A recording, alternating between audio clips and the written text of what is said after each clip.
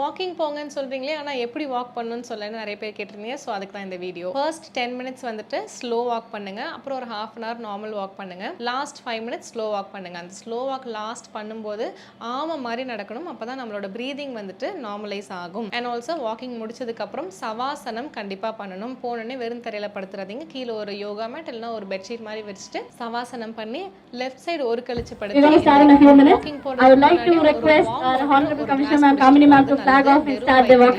Heavy foods எடுத்துட்டு walking போகாதீங்க. எப்பவுமே ஹாப்பியா நடக்கணும். ஸ்ட்ரெஸ்ஃபுல் வாக்கிங் போறீங்கன்னா முன்னாடி இருக்கிறவங்கள கம்பீட் பண்ணாதீங்க. அவங்க அவங்களோட உடம்புக்கு நடக்கிறாங்க, நம்ம உடம்புக்கு நடப்போம். எல்லாரும் சேர்ந்து ஓடலாம். வாக்கிங் போயிட்டு வர வழியில வடை போண்டா பஜ்ஜின்னு ஒரு கட்டு கட்டுறது ஸ்டாப் பண்ணிக்கோங்க. Happy walk is a must thing. கண்டிப்பா சந்தோஷமா தான் வாக் பண்ணணும். ஸ்ட்ரெஸ் ஆகி வாக் பண்ணாதீங்க.